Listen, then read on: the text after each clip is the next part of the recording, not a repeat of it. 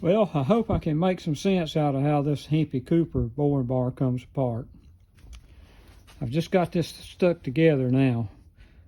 This hole right here, this bushing slips back into here. And then you got a set screw that holds it and locks it in place. So this bushing will slip up on this collar here and act as a bushing. So to get this apart, you got to take this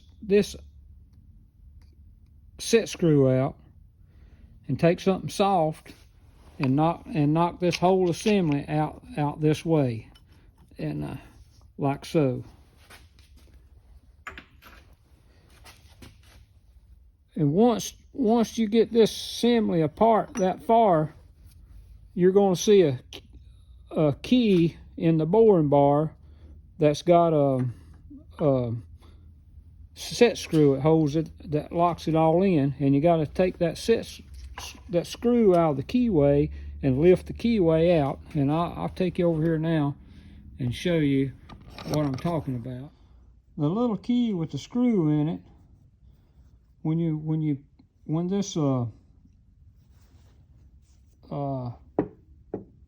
collar, when you slip it apart, the screw that holds the key is in this gear. So the keyway, the key stop is actually held in the gear by that screw. So you have to take the screw out of the gear. That releases releases it so it can slide, and then you can proceed to slide it apart far enough to where you can lift the thread mechanism out. So I hope this all makes sense to you. And this right here is the thread mechanism for it. And it's got a slot cut here in the bar. Let me find it. Okay. And this pin, hard to do this left-handed and all, with one hand. But anyway, that goes down in the bar like that, and that's what does the threading in this mechanism right here. You can you see the threads there? I have to take this gear out.